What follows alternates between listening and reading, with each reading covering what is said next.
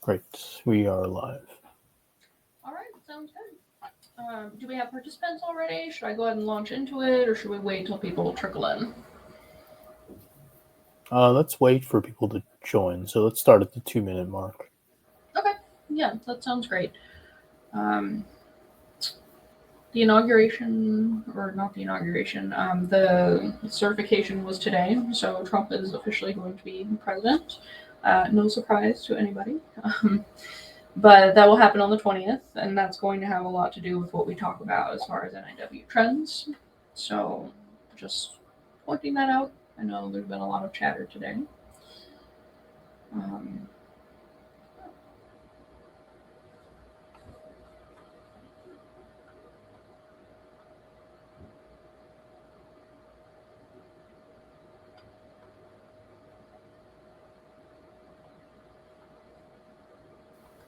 We can start now. Quite a few people already. okay, fantastic.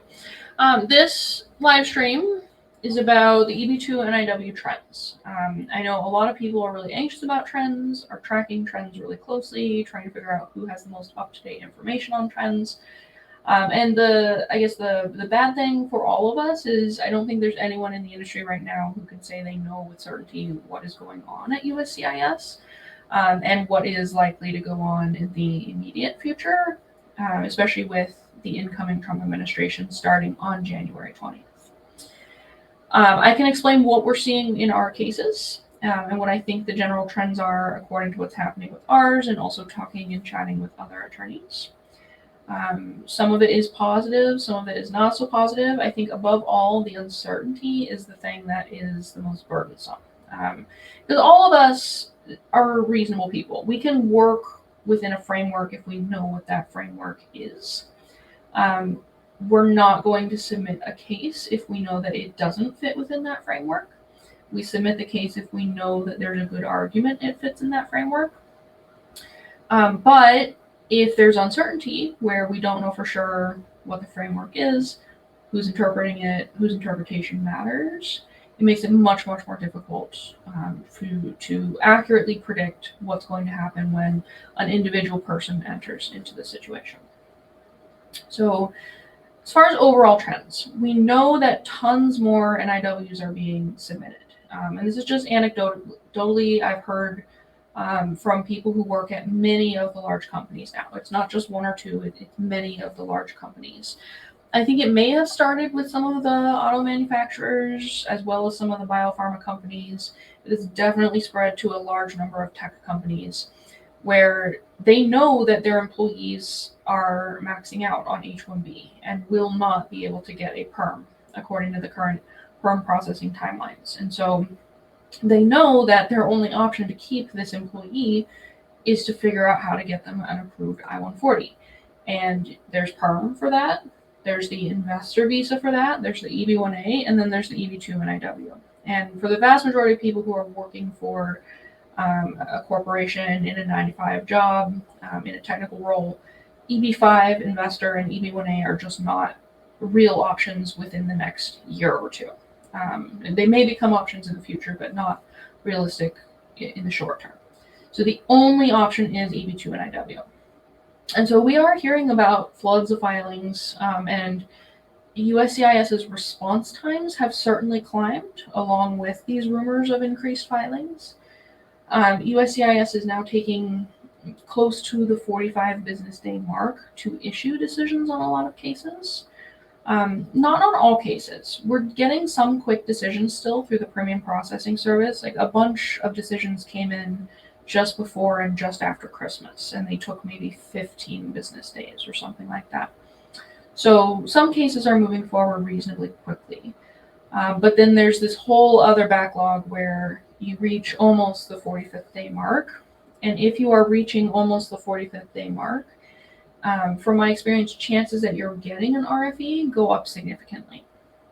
And I think that's probably due to the fact that the officer is reaching the point where they need to make a decision and their workload is too high, and they can't in good conscience pull a file off of their desk and say, okay, I'm just going to approve this. They do actually review the file. They need to do some due diligence and some review. And so if they're reaching the end of the mark and they have 5 cases sitting on their desks, they're probably just going to issue an RFE for all 5 of them. So we've seen increased RFEs since the end of September, and they seem to be steadily increasing at around the 45-day mark. Once the cases are RFE'd and then the responses are submitted back, we are seeing that most decisions on those cases are also taking close to the 45 business day mark. It's not like USCIS is making quick decisions on any of them. We have seen some approvals around the 45th day mark. We've also seen denials at around the 45th day mark. And it doesn't necessarily seem to matter how traditionally strong the case is. It's a little bit frustrating, to be honest. We received a recent approval on an RFE case for someone who was relatively junior in his field. A few years of experience. The case, in our view, was kind of a long shot, but we wanted to go for it anyways, and our client wanted to go for it despite the risks. It was approved after the RFE. I've also just worked on a case where it's a very strong case. The person has a PhD. And even though they're working in a more industry tech role, they have that PhD credential, and they are clearly working in an area of national importance. They're also a lot more senior, and they have some of the traditional markers, like a couple of publications and citations. And that case was just denied, which is baffling, to be honest. There doesn't seem to be rhyme or reason to what the agency is doing. Part of this, I think, is they haven't necessarily gotten all of the officers on board with a single way of looking at these petitions. There are RFE templates. You can tell that the officers have access to a shared database of resources and shared templated language to pull from.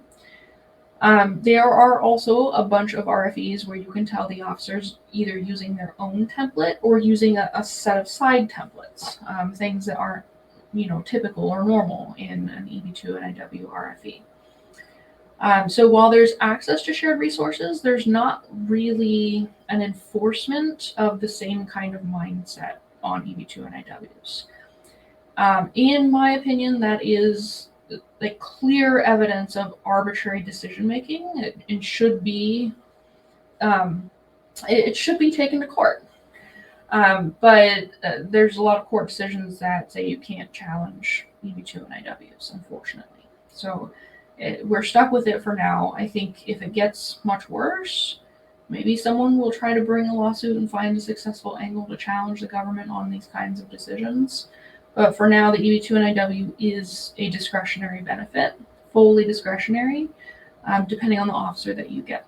So if you are filing an EB2 and IW case and you think your case is super, super strong, and you've been told that by attorneys, it's probably true. You have very good chances. You should proceed with confidence. But don't freak out if it is denied, because the denial is possible at this point, I think, for pretty much anyone. And then the flip side is, if you've been told by a bunch of attorneys that your case is really, really weak and you're trying to do profile building and make it stronger, I would listen to that advice. I mean, you can always file. You can always file anytime you want, as long as it's not a frivolous case, as long as you have some claim and that claim is based in evidence. And you can roll the dice. Just know that you are taking that into your own hands. You're taking the risk there. And yeah, things are just going to be arbitrary for the time being.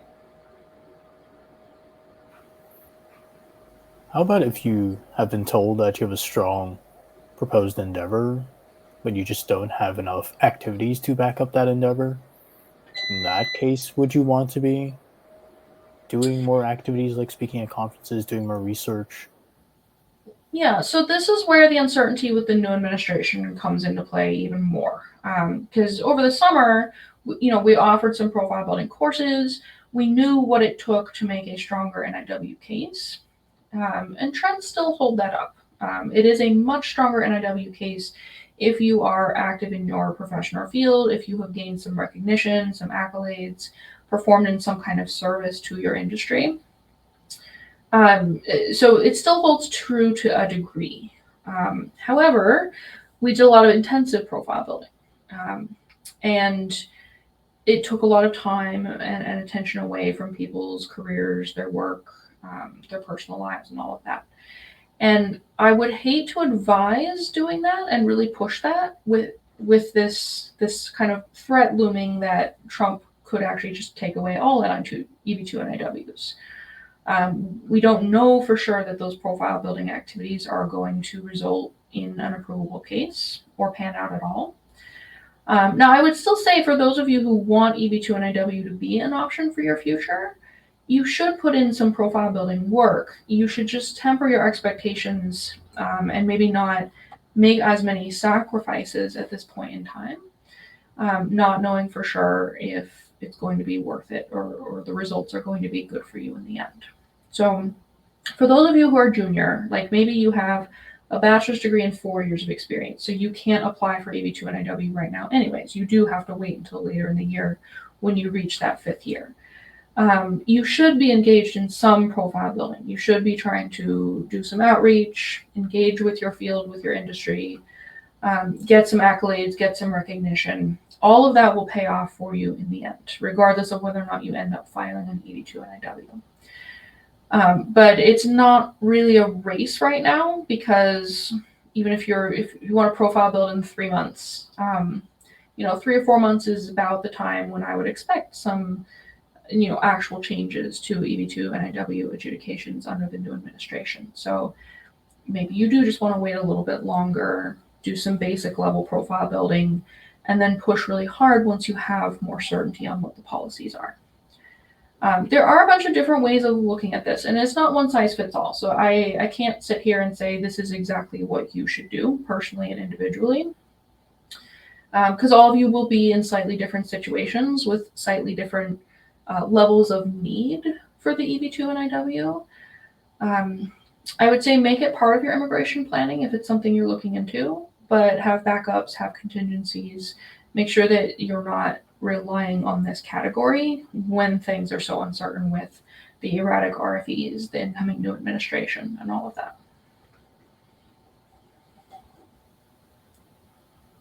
I've heard that a lot of people are now thinking about switching to O1, especially if they're about to max out on H1B.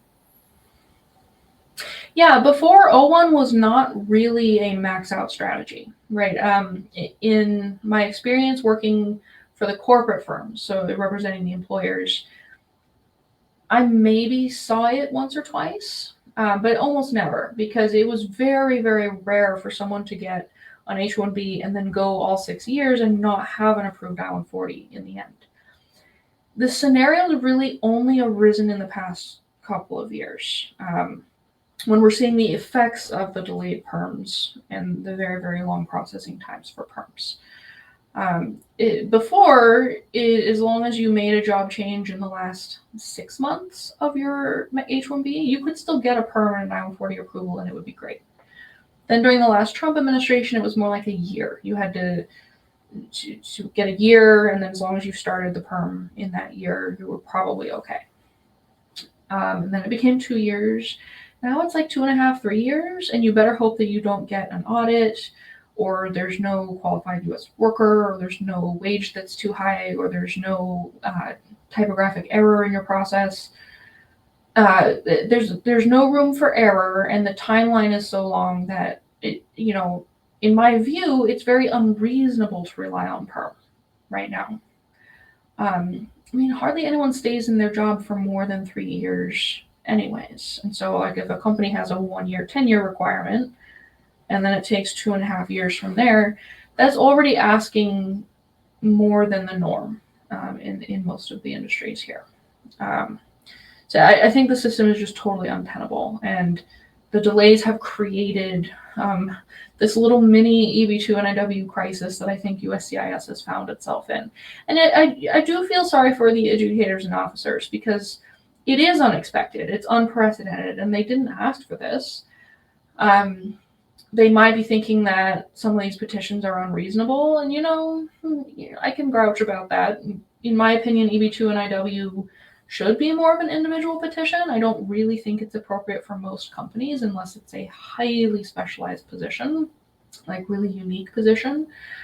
But if I was a corporate attorney, I would be recommending the exact same thing, because it's the only way to keep your top immigrant talent. So I don't really blame anyone who's flooding the system. I don't really blame the USCIS adjudicators. I feel sorry for everyone, but that's what you get when we have a system that is like that's built around a quota, and then further from that is built around like administrative resources that aren't fee funded, because the Department of Labor, it's not like your employer pays fees; they're actually funded by Congress, which is pretty crazy. I mean, companies would willingly self-fund the PERM program. It's not like this is a crisis that needs to be a crisis, in my view. So I can understand why it's all happening, and that makes me sympathetic, but it's a crazy, crazy, crazy system. So we can start taking questions. Yeah, please feel free to ask your questions. I know that's probably what you all came here for, and I've just been talking on. But I guess the sum up is it's hard to know exactly what's going on, but you should all know the system is overburdened for reasonable reasons. USCIS is being quite arbitrary. And at the end of the day, I mean, EB2 and IW is a pathway. You should use it if you don't have other options. If you have other options, you should still consider it as an option for the future. But once you file, make sure your expectations are set that it can go either way, even with a strong case. You want to present as strong a case as possible to maximize your chances, but it is arbitrary in the end. So is it possible to profile build for O1 and EB2 and IW at the same time, assuming you have a strong proposed endeavor? Oh yeah, for sure. Anything you're doing as far as profile building for O1 will look good for the EB2 and IW. It's not necessarily vice versa, because I often recommend a lot of profile building activities for EB2 and IW that aren't really applicable to the criteria for O1 or EB1. But if you're doing O1, just focus on the O1 criteria, and then the EB2 and IW will come along with that. The O1, EB2, and IW pairing actually makes a lot of sense in most cases. So I end up doing NIWs for a lot of people who are on O1 and just aren't quite at that level for EB1 yet. It allows them to lock in their priority date. And that's really, really important, I think, for everyone around the world, not just for people from India or China, because there are now backlogs in EB2 due to this massive demand for everyone in the world. What allows them to lock in their priority date? The EB2 and IW. So, yeah, as long as they lock in their priority date, and then they can upgrade to EB1 later on, or they can port to a company, or they can do other things. So it's important to get the priority date early on because there are backlogs. So what kind of profile does an approved EB2 and IW applicant typically have? They're very, very diverse. I would say an approved applicant typically has an interesting angle. And that's very, very, very vague. I know it's probably not the answer that you're looking for. But they're doing something interesting and unique in the national interest. Sometimes they're working in the big fields like energy or healthcare. Sometimes they're working in really niche fields. Like you can do NIWs for people who are doing cultural exchange and maybe are artists in one very specific art form. So very, very, very niche. They can come from all walks of life, have all kinds of different educational credentials, be at all different stages of their career. So there's not really a typical applicant in my view. I would say the majority of EB2 and IWs clearly go to academics, researchers, people who have a Google Scholar profile with citations. But that is also because it's more traditionally geared towards that direction. Most of the cases that I take do not go in that direction. And I would like to see a breakdown from USCIS because I think most of its filings now are not from people with that profile, even if it was traditionally that profile in the past.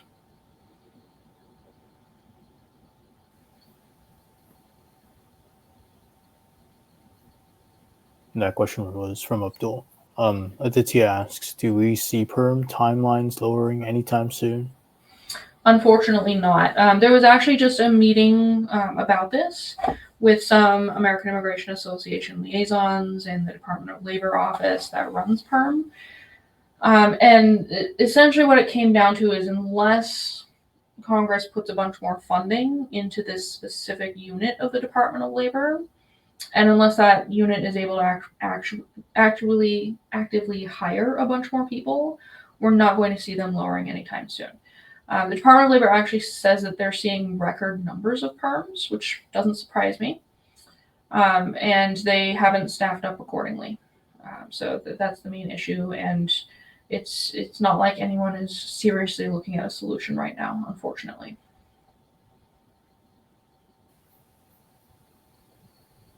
Sandy asks, is there any advantage having O1 when someone already has EB2 and IW and already on H1B?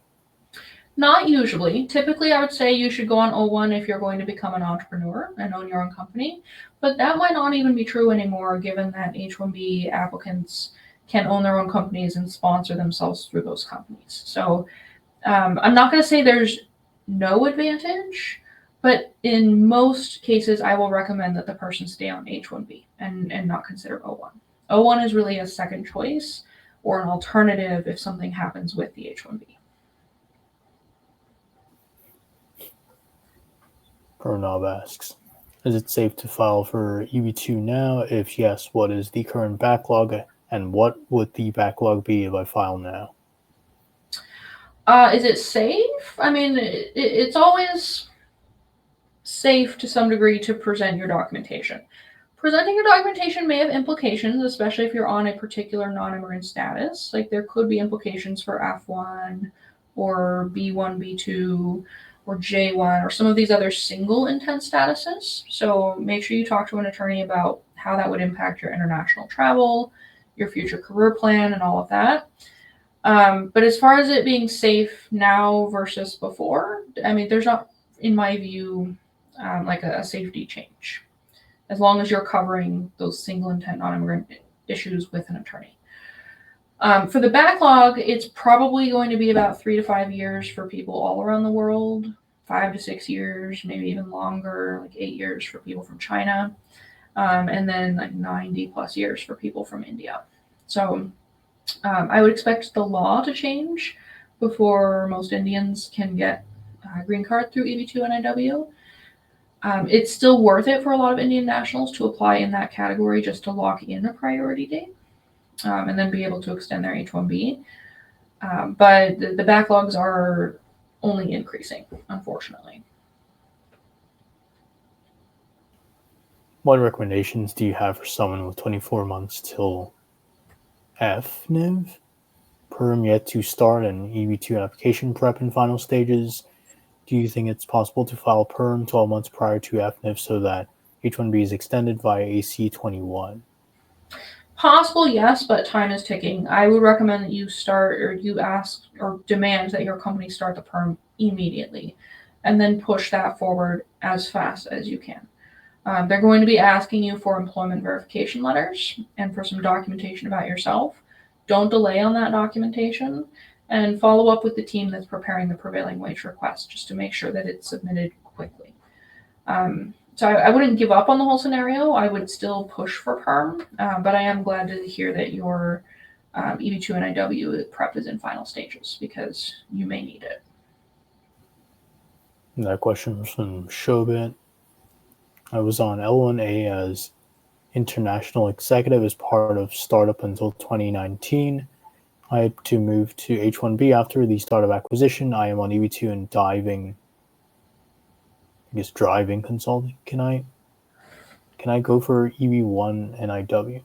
Or EB2 and IW? So yes, it does look like this would be a viable EB2 and IW case. I'm not sure how strong the case is though. You can do a free assessment through Waypoint Immigration's website if you want to do that.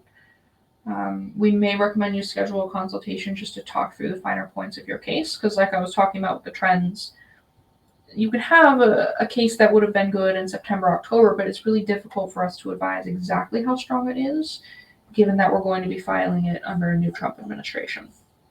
So there's a lot to talk through there, and I don't think there's enough information there to give an opinion. That question from Bashkar actually asks, have you worked on EB2 and IW cases that are not tech related? Is there a quota on number of EB2 and IW per country? Is the work experience in education considered only in the US or even from outside the US? So yes, I work on EB2 and IW cases from all different kinds of fields. So I do them for artists, entertainers, managers and executives. I do them for academics. I'll do them for people who work in the social sciences on social projects, people who work at nonprofits. A lot are tech related, but not all, for sure. And then it's a good question. Is there a quota on EB2 and IWs that's separate from the EB2 quota? I don't actually know the answer to that question. But in general, no country can take more than 7% of any allocated visas. So in the EB2 category, India cannot take more than 7%. And then they will start getting the overflow if other countries apply for less than 7%. It's a very complicated formula, but India generally gets more than 7% because of the overflow mechanism. She asks, would you be doing any session on cases where H-1B holders can be entrepreneurs? Yes, we're about to put out a blog post analysis on this because it's actually a really exciting update, and we'll definitely do a live stream in the future. So look for that on LinkedIn. Joel asks, how difficult is it to build an EB1A profile compared to an EB2 and IW profile or vice versa?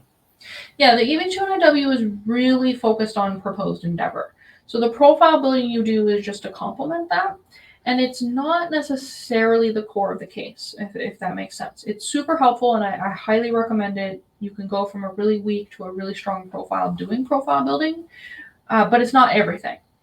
Whereas with the EB1A, it kind of is everything. Like EB1A has very strict criteria, and the types of activities that you do need to be really strong within that criteria. They need to be prestigious in the field. They need to get you recognition from your peers and from higher ups. So it's very difficult to build an EB1A profile because you do need to rise to the top of your field or gain recognition that you are an expert at the top of your field. For EB2 and IW, you more just need to prove that you are engaged in service to your field or industry.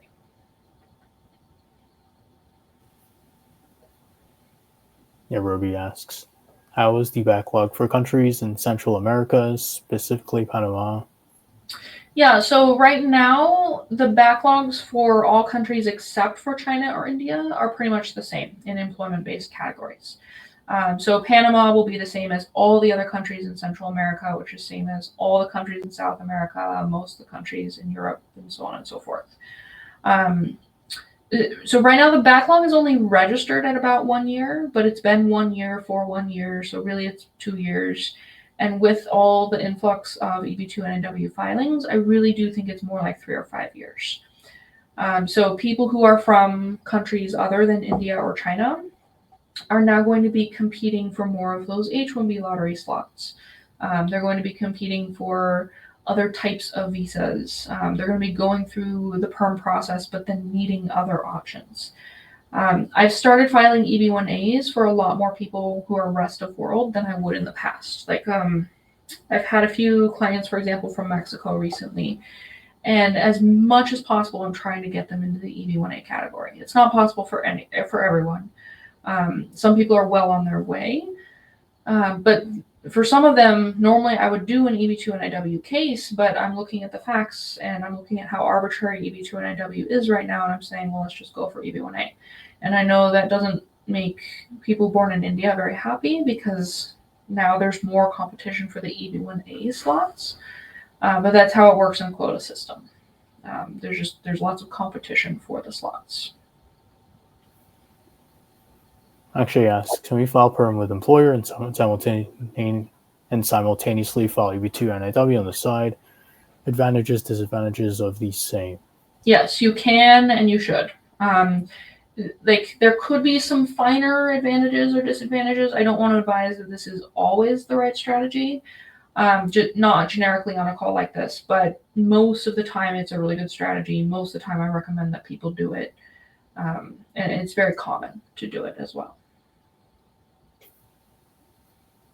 Barath asks, is AI a priority sector for EB2 and IW? Yes, but some officers seem to be ignoring this fact. So, I mean, you're not guaranteed to get an officer who acknowledges it as a priority. Actually asks, for EB2 and IW, is the work experience in education considered only in the US or even from outside Yeah, the you US? can use experience from outside the US. Totally fine. Some people are never in the US and they can still get their NIW approved. So it's fine to do education and experience outside. Barath says, I submitted my profile evaluation 10 days ago. I'm yet to receive a response. Yes, we are very behind from all the assessments submitted the last 2 weeks of December. I did not modify the standard response to account for vacation times, but our firm is closed between Christmas and New Year's, so right now we're kind of catching up from all of that. I would definitely expect a response to your assessment this week. Shaidio asks, what is the approximate cost for filing an EB2 and IW petition? I'm on my second year of H1, and my spouse is on STEM OT, if that's helpful. Yeah, so I normally charge a standard package rate because most NIWs will take roughly the same amount of work. Prices are all listed on my website. The current package rate is $9,605, and that includes all filing fees, my fees, administrative fees, that kind of thing. But you can always check out the website for most current pricing, or submit an assessment where I'll give you potentially the actual contract. All right. Once again, any other questions? So let's end it there. All right. Sounds good. Thank you so much, everyone. Have a good one. Thanks, everyone.